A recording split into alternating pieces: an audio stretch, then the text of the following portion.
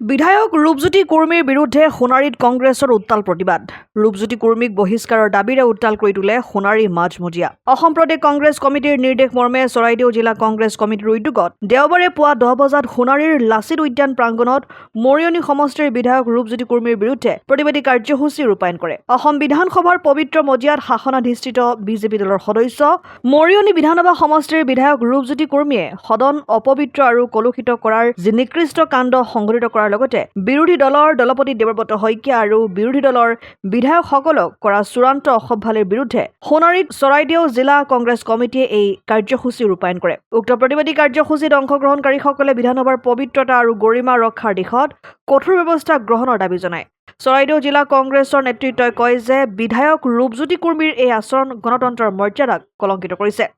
শাসকীয় দলৰ এনে কাৰ্যকলাপৰ বিৰুদ্ধে কোনো কঠোৰ পদক্ষেপ নোলোৱাটো বিধানসভাৰ নিৰপেক্ষতাৰ প্ৰতি প্ৰশ্ন উত্থাপন কৰিছে প্ৰতিবাদকাৰীয়ে। আজি আমি চৰাইদেউ জিলা কংগ্ৰেছ কমিটিয়ে যে আমাৰ চৰাইদেউ জিলা কংগ্ৰেছৰ অন্তৰ্গত সোণাৰী আৰু মাৰামা সমষ্টিৰ জিলা পৰ্যায়, ব্লক পৰ্যায়, মণ্ডল পৰ্যায়, বুথ পৰ্যায়ৰ সকলো কৰ্মকৰ্তা আমাৰ সদস্যসকল আহি আজি আমি প্ৰতিবাদ কাৰ্যসূচীত আমি অংশগ্ৰহণ কৰিবলগীয়া হৈছে। আপোনালোকে জানে যে যোৱা 21 তাৰিখে বিধানসভাৰ মজিয়াত আমাৰ অসম বিধানসভাৰ পবিত্ৰ মজিয়াত আমাৰ মজিয়াখন অপবিত্ৰ কৰিবৰ কাৰণে যে শাসনাধিষ্ঠ দলৰ এজন বিধায়কে এক ভয়ংকৰ ভাবিব নোৱাৰা ব্যৱহাৰ কৰে, গুণ্ডামি কৰে। অকল গুণ্ডামি কৰা নহয়, তেখেতে নিজৰ চকীৰ পৰা বক্তৃতা দি থকাৰ মাজতে চকীৰ পৰা উঠি গৈ বিৰোধী দলৰ বিধায়কসকলক আক্ৰমণ কৰিবৰ কাৰণে উদ্যত হয়।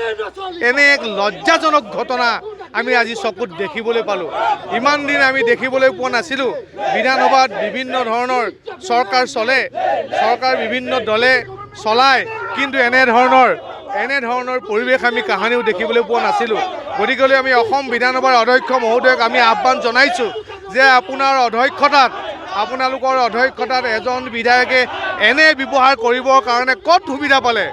আমি দেখিছোঁ, আজি আমি এই 4 বছৰৰ ভিতৰত দেখিছোঁ যে বিৰোধী দলৰ কোনোবা বিধায়কে যদি অকণমান বেছিকৈ কথা কয়, অকণমান গাত লগাকৈ কথা কয়, তেতিয়াহ'লে সেইজন বিধায়কক বহিষ্কাৰ কৰে, বিধানসভাৰ পৰা বহিষ্কাৰ কৰে, মাৰ্চেল লগাই উলিয়াই দিয়া হয়। কিন্তু ৰূপজ্যোতি কুৰ্মীয়ে চকীৰ পৰা উঠি গৈ এজন বিধায়কক হত্যা কৰিবৰ কাৰণে উদ্যত হোৱাৰ পিছতো তেখেতক মাত্ৰ পৰামৰ্শ দিয়ে ৰৈ গ'ল, তেখেতক বহিষ্কাৰ নকৰিলে। এনে যি স্বাৰ্থপৰতা, এনে যি পক্ষপাতিত্বমূলক কাম অধ্যক্ষ মহোদয়ে কৰিছে, আমি নিন্দা জনাইছোঁ।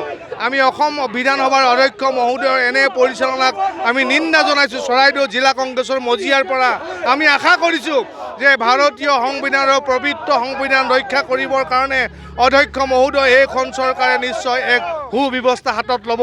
আৰু আমি আশা কৰিছোঁ যে ৰূপজ্যোতি কুৰ্মীৰ এনে ব্যৱহাৰৰ কাৰণে যে অসম বিধানসভাৰ পৰা বিধায়ক ৰূপজ্যোতি কুৰ্মীক অতি শীঘ্ৰে বহিষ্কাৰ কৰিব লাগে, নহ'লে কিন্তু অসমৰ জনগণে কেতিয়াও তেওঁক মাফ নকৰিব। আমি আজি চৰাইদেউ জিলা কংগ্ৰেছ কমিটিৰ তৰফৰ পৰা আমি সকীয়াই দিছোঁ।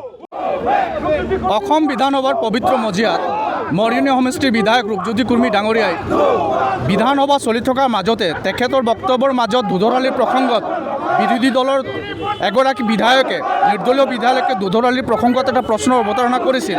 সেই প্ৰশ্নৰ যথাযথ উত্তৰ দিয়াৰ সলনি ৰূপজ্যোতি কুৰ্মীয়ে অশ্লীল গালি গালাজ কৰাৰ সমান্তৰালভাৱে 3গৰাকী বিধায়কৰে বিৰোধী দলৰ দলপতি শ্বেৰমান আলী ডাঙৰীয়া আৰু অখিল গগৈ ডাঙৰীয়াৰ মাইক ভাঙি দিম বুলি ভাবুকি প্ৰদান কৰিছে বিধানসভাৰ মজিয়াত। আমি বিধায়কসকলক বিধান তৈয়াৰ কৰিবৰ কাৰণে বিধানসভাৰ মজিয়াত পঠাওঁ, কিন্তু তেখেতসকলে বিধান তৈয়াৰ কৰাৰ সলনি তাত গৈ গুণ্ডাগিৰি কৰি সঁচা কথা কোৱা মানুহবিলাকৰ কণ্ঠটো ৰুদ্ধ কৰিবৰ কাৰণে বিজেপিয়ে ৰূপজ্যোতি কুৰ্মীৰ দৰে গুণ্ডা পুহি ৰাখিছে নেকি? আৰু আমি দেখিছোঁ মুখ্যমন্ত্ৰী ডাঙৰীয়াই তেখেতৰ বক্তব্যত কৈছে যে ৰূপজ্যোতি কুৰ্মী শোষিত, নিষ্পীড়িত, পিছপৰা জনগোষ্ঠী, চাহ জনগোষ্ঠীক প্ৰতিনিধিত্ব কৰা এগৰাকী বিধায়ক।